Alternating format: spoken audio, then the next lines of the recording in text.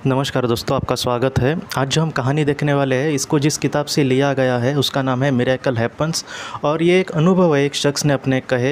ये जो अनुभव है दोस्तों, ये हमें कुछ बड़ा इसमें दिखने वाला ऐसा नहीं है।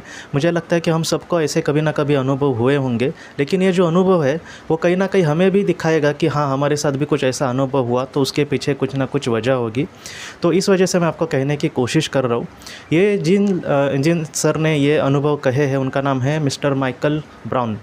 तो वो हमसे ये कहते हैं कि एक बार उनका मतलब जो घुटना है वो घर पे ही ज़रा से गिर गए थे, और इस वजह से उनको मतलब जो घुटना है वो बहुत दर्द कर रहा था। और वो ये कह रहे थे कि मैं बहुत ही लंगड़ा कर चल रहा था। तब उनका एक पुराना दोस्त अचानक उनके घर पे आया।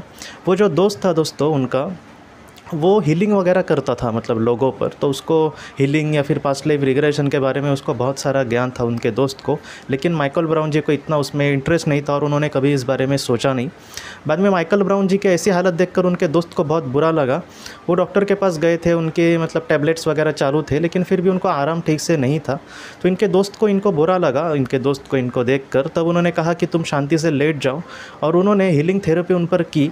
जो हीलिंग थेरेपी है, जो लोग संस्था से जुड़े हैं, मैंने उनको एक ऑडियो भेजी है जिसको बोलते हैं कि रिग्रेशन थेरेपी, मतलब हेल्थ के लिए रिग्रेशन थेरेपी वो बनाई है डॉक्टर ब्रायन विच जी ने। वो खुद बनाई हुई मैं रिकॉर्ड करके मतलब भेजता हूँ जो लोग संस्था से जुड़ते हैं। तो वैसी ही एक हीलिंग थेरेपी उन्होंने अपने दोस्त पर करनी चाहिए, माइकल ब्राउन जी पर, कि ये उससे थोड़ा सा इनको आराम मिले। तो इस वजह से वो हीलिंग थेरेपी कुछ इस तरीके से होती है कि पहले उनको हिप्नोटाइज़ किया जाता है और उसके बाद उनको ये कहा जाता है कि आप एक जगह पे हो या फिर एक समंदर के किनारे हो, और वहाँ पर आपके पसंदीदा कोई एक प्राणी या फिर कोई पक्षी को इमेजिन करो, और वो जो पक्षी है या फिर प्राणी है वो आपके यहाँ पर आ रहा है, और आपके शरीर का जहाँ पर भी प्रॉब्लम है या फिर जहाँ पर भी आपको उपचार की ज़रूरत है वहाँ पर वो आकर वो उपचार आप पर कर रहा है। तो इस तरीके से ये कुछ होता है। डॉक्टर ब्रायन विच जी ने जो किया है उन्होंने उसमें डॉल्फिन का नाम लिया है। तो जिनको ऑडियोज़ मिली होगी तो आपको पता होगा कि वहाँ पर डॉल्फिन के बारे में कहा है। लेकिन इनके दोस्त ने जब इन पर वो थेरेपी की, तब इनके दोस्त ने इनको कहा, माइकल ब्राउन जी को कहा कि तुम कुछ भी इमेजिन करो, तुम्हें जो भी प्राणी या फिर पक्षी पसंद हो वो वहाँ पर आया है। माइकल ब्राउन जी हमसे कहते हैं कि उन्होंने कुछ भी नहीं सोचा उस वक्त कि वो किसको इमेजिन करे, लेकिन डायरेक्टली उनके आंखों के सामने एक बहुत ही विशालकाय उल्लू आया। कुछ लोगों को ये लग सकता है कि उल्लू ही क्यों आया उनके मन में, या फिर उनको उल्लू पसंद थे क्या। वो कहते हैं कि वो उनको उल्लू के मतलब उल्लू के बारे में उन्होंने कभी इतना नहीं सोचा, जैसे हम भी इतना नहीं सोचते। लेकिन उल्लू के बारे में मैं आपको कहता हूँ दोस्तों कि उल्लू के बारे में कुछ जो समाज है वो उसको बहुत ही अच्छा मानते हैं, और कुछ जो समाज है उसको वो बुरा मानते हैं। कभी कभी उल्लू के बारे में ये भी कहते हैं कि सुबह वो दिखा तो किसी का दिन अच्छा जाएगा। तो अलग अलग जो समाज है वो अलग अलग तरीके से उसको देखते हैं। यहाँ पर ये अमेरिका की कहानी है। तो पुराने जो अमेरिकन मतलब जिनकी वो असल में भूमि है उनको रेड इंडियंस कहा जाता था। तब इन्होंने नेटिव अमेरिकन्स जो लोग थे दोस्तों, वो लोग उल्लू को एक परमेश्वर का प्रेषित या फिर परमेश्वर का संदेश हमें लाने वाला इस तरीके से समझते थे, ऐसा माइकल ब्राउन कहते हैं। माइकल ब्राउन जी को ये बाद में सारी बातें पता चली, नेटिव अमेरिकन्स जो जिस तरीके से देखते थे। लेकिन बाद में क्या हुआ कि माइकल ब्राउन जी ये कहते हैं कि वो जो उल्लू था उसकी जो जाति थी उसके बारे में वो कहते हैं कि ग्रेट हॉर्न नाम का वो एक जाति का उल्लू था। वो जो उल्लू होते हैं बहुत ही विशालकाय होते हैं, बहुत बड़े बड़े उनके पंख होते हैं। तो इस तरीके से वो जो उल्लू उनको दिखा वो बहुत ही सुंदर दिख रहा था। उल्लू को ज़्यादातर कोई सुंदर बोलेगा नहीं, लेकिन कभी कभी कुछ ऐसे भी प्राणी या फिर पक्षी होते हैं जो दिखने के लिए इतने अच्छे नहीं, लेकिन फिर भी उनकी जो सुंदरता है वो दिख ही जाती है। तो वैसा वो बहुत ही सुंदर उल्लू दिख रहा था। और बाद में माइकल ब्राउन जी कहते हैं कि उन्होंने ऐसा मतलब जिस तरीके से उन्होंने उनको संदेश कहे उनके दोस्त ने, वैसे उनका उपचार का उन्होंने इमेजिन किया। और माइकल ब्राउन ये कहते हैं कि मैं बहुत ही जल्द मतलब ठीक हो गया। हाँ, हो सकता है कि वो टैबलेट्स वगैरह जो डॉक्टर के उपचार पद्धति ले रहे थे उससे भी ठीक हुए हो, लेकिन जब से ये थेरेपी उनके ऊपर हुई तब वो बहुत ही जल्दी अपने आप को मतलब सुकून भरा रहते थे। और वो कहने लगी कि 8-10 दिनों में मैं बहुत ही पहले जैसा एकदम चलने लगा, और पहले मुझे बहुत ही परेशानी होती थी चलते समय, वो अभी उनको नहीं हुई। ये घटना उनके साथ हुई। कुछ दिनों के बाद अभी इनको लगा कि हीलिंग वगैरह थेरेपी या फिर हीलिंग में वगैरह भी बहुत शक्ति होती है। तो इन्होंने इन सारी चीज़ों के बारे में और भी कुछ जानने की कोशिश की। तब इनको ये पता चला कि ओमेगा इंस्टीट्यूट, डॉक्टर ब्रायन विच जी के एक ओमेगा इंस्टीट्यूट है, वहाँ पर वो समूह में एकत्रित रीति से पास्ट लाइफ रिग्रेशन करवाते हैं। बहुत बार क्या होता है कि पास्ट लाइफ रिग्रेशन में बहुत वक्त होता है, बहुत वक्त लगता है हर एक इंसान पर करने के लिए। तो ऐसे 50-60 लोगों को एक बहुत बड़े हॉल में बिठाकर उन पर पास्ट लाइफ रिग्रेशन भी कभी कभी किया जाता है। तो इससे क्या होता है कि वक्त भी बच जाता है और लोगों को जो फ़ीस देनी पड़ती है वो भी तकरीबन एक पहले जितनी होती थी उससे 20-30% मतलब ही देनी पड़ती है। तकरीबन 50 से 60% वो और कम हो जाती है, मतलब डिस्काउंट भी उनमें मिलता है। लेकिन अगर हम पर्टिकुलर एक इंसान का करें तो उसमें बहुत सारी चीज़ें और भी हमें मिल सकती है। लेकिन बहुत लोगों को, मुझे बहुत लोगों ने खुद भी ऐसे कहा है कि जिन्होंने खुद सामूहिक तरीके से पास्ट लाइफ रिग्रेशन किया था और उनको बहुत ही अच्छे से इसका इफ़ेक्ट भी मिला था। तो ये सारी चीज़ें हुई उनके साथ।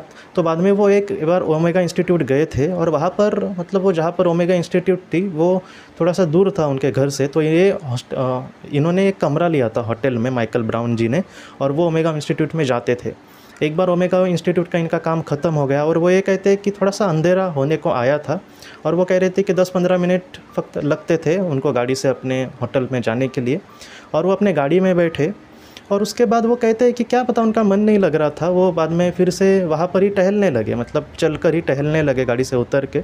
और वो टहलते टहलते उन्होंने देखा कि कुछ लोग नाच रहे हैं, मतलब कोई ट्रेडिशनल उनका डांस कर रहे हैं। तो ये सारी चीज़ें उनको बहुत अच्छी लगी और वो ये कहने लगे कि हम कहीं बाज़ार जाते हैं, कभी पर मतलब घूमने जाते हैं तो हम अपने काम में ही थोड़ा सा बिज़ी होते हैं, लेकिन आज वो चारों तरफ उनके क्या चल रहा था मार्केट में या फिर बाज़ार में या फिर उस एरिया पर, वो सारी चीज़ें वो बहुत ही अच्छे से देख रहे थे। बाद में माइकल ब्राउन ये कहते हैं कि बाद में उनको लगा कि अभी अंधेरा होने आ रहा है तो इससे अच्छा है कि मैं जल्दी से जल्दी होटल में जाऊँ और कुछ खाकर आराम कर लूँ। जब वो होटल में जाने के लिए अपने गाड़ी पर बैठे और थोड़ी सी उन्होंने गाड़ी चलाई नहीं चलाई, एक विशालकाय दोस्तों उल्लू उनके सामने से ऐसे गया और एक बहुत ही पेड़ पर बैठा। और वो पेड़ की ऐसी जगह पे बैठा था जहाँ से माइकल ब्राउन जी उनको बहुत ही अच्छे से देख सकते थे और वो उल्लू भी दोस्तों उनको ही देख रहा था। माइकल जी को एकदम मतलब बहुत ही ये लगा कि आश्चर्य हुआ कि ये बराबर ऐसे कैसे। और वो भी उल्लू के उस साइड में जहाँ पर वो उसका पेड़ था वहाँ पर ही अपनी गाड़ी चला कर लेकर गए। तो उससे पास आने के बाद वो उल्लू जो था वो वहीं पर थोड़ी देर के लिए रुका, बाद में वो अलग स्थान पर गया, अलग पेड़ पर गया। मतलब उसी रास्ते से माइकल ब्राउन जी को जाना था तो वो अलग अलग मतलब कहीं ना कहीं उल्लू भी उनको दर्शन अपने देना चाहता। तो ऐसा ये जो सिलसिला था तकरीबन 10 से 15 मिनट चला, वो बराबर उसी पेड़ पर जाता था जिस पेड़ से इनको जाना है। और ये बाद में सिलसिला चलने के बाद में क्या होता है कि छोटे रास्ते पर गाड़ी धीरे चलाना ठीक होता है, लेकिन जब बड़ा रास्ता वो हाईवे तो वहाँ पर कोई भी धीरे नहीं चला सकता क्योंकि सब फास्ट गाड़ियाँ आती है। तो माइकल जी कहते हैं कि बाद में उनको लगा कि यह बहुत हो गया है, अभी जो मतलब अभी उनका बाईपास ख़त्म होकर वो बड़ा रास्ता आने वाला था। तो इस वजह से बाद में वो थोड़ा सा चिंता से देख रहे थे उल्लू को, क्योंकि वो अभी फिर से कब दिखेगा पता नहीं। उन्होंने बहुत ही मन भर के उसको देखा था। और उसके बाद दोस्तों वो कहने लगे कि उल्लू ने भी उनको बहुत देर देखा और वो भी समझ गया। और वो बाद में वहाँ से ऐसा उनके गाड़ी के सामने से ऐसे उड़कर, और बहुत ही स्लोली वो उड़ा जितना उसको पॉसिबल होगा और वहाँ से बाद में वो ऐसा चला गया। और जाते समय भी उनको देख रहा था और बाद में वो नहीं दिखा उनको, वो उड़कर चला गया।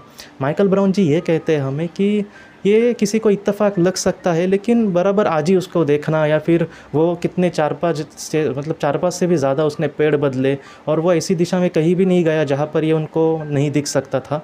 और आखिरी में भी अब ये विदाई के समय में भी हम मतलब वो बहुत ही स्लो करके और बराबर इनके गाड़ी के यहाँ से ही चला गया। वो वहाँ से उस अगले पेड़ में भी जा सकता था जिस रेशा में वो उड़ रहा था, लेकिन वो उनके गाड़ी के सामने से गया और उनको भी देख रहा था वो। तो आज भी ये कहते हैं माइकल ब्राउन जी कि वो आज बहुत ही खुश है कि कहीं ना कहीं तीसरी जो शक्ति है वो कहीं ना कहीं उनके साथ है और वो नेचर के साथ भी आज बहुत ही कनेक्ट हो पा रहे हैं। वो कह रहे हैं कि मैं बहुत ही अच्छे से अपना ध्यान भी कर रहा हूँ। बाद में वो कहते हैं कि अपने पुनर्जन्म के बारे में उन्होंने ज़्यादा, वो कहते हैं कि मुझे एकदम यादें नहीं आई, लेकिन इनको एक याद आई कि ये एक जन्म में नेटिव अमेरिकन खुद थे। और वो जो नेटिव अमेरिकन मतलब पुराने जो आदिवासी लोग होते हैं वो ज़्यादातर नेचर के बहुत कनेक्ट होते हैं, आपको भी पता होगा। और उनमें उल्लू को भी बहुत बड़ा स्थान दिया गया है, उन बहुत ही श्रद्धा स्थान होता था उल्लू के लिए। तो हो सकता है कि इनका वो संबंध किसी पहले जन्म का भी हो सकता है।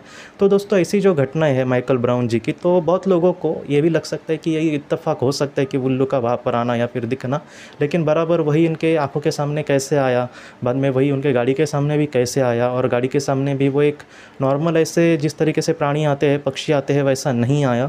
वो कुछ दिखाना चाहता था इनको या फिर कहीं ना कहीं दर्शन अपने देना चाहता था। बाद में इनको ये भी पता चला पास्ट लाइफ रिग्रेशन में कि ये ये एक नेटिव अमेरिकन थे। नेटिव अमेरिकन के लिए वो उल्लू का जो स्थान है वो बहुत ही पवित्र है। तो इस तरीके से ये सारी जो घटनाएं हैं वो माइकल ब्राउन जी के साथ हुई, और वो आज भी मानते हैं कि इंसान जब इस दुनिया से चला जाता है तब उसका सफ़र ख़त्म नहीं हो जाता, बल्कि वो उसका सिर्फ एक पड़ाव है, बाद में फिर से उसकी ज़िंदगी बहुत ही अच्छे से शुरू हो सकती है। तो यही सबसे बड़ा मैसेज है दोस्तों। आपने भी अपने जीवन में ऐसे कई अनुभव को किया होगा, तो मुझे भी पूरा यकीन है कि कहीं ना कहीं निसर्ग, नेचर, कुदरत आपको कुछ ना कुछ दिखाना चाहती है, और वो तीसरी शक्ति हमेशा आपके साथ है दोस्तों। आप प्लीज़ मत चिंता करना। तो दोस्तों हम अपने अगली वीडियो में मिलते हैं। आप अपना, अपने परिवार का ख्याल रखना। आपका बहुत बहुत धन्यवाद।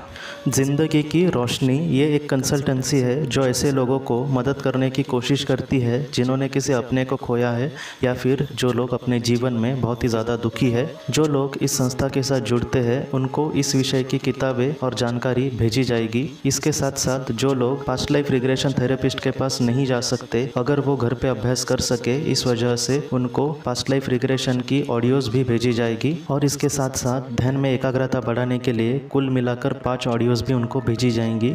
तो जो लोग इस संस्था के साथ जुड़ते हैं उनको यह सारी चीज़ें उनके ईमेल पर या फिर व्हाट्सएप पर भेजी जाएंगी।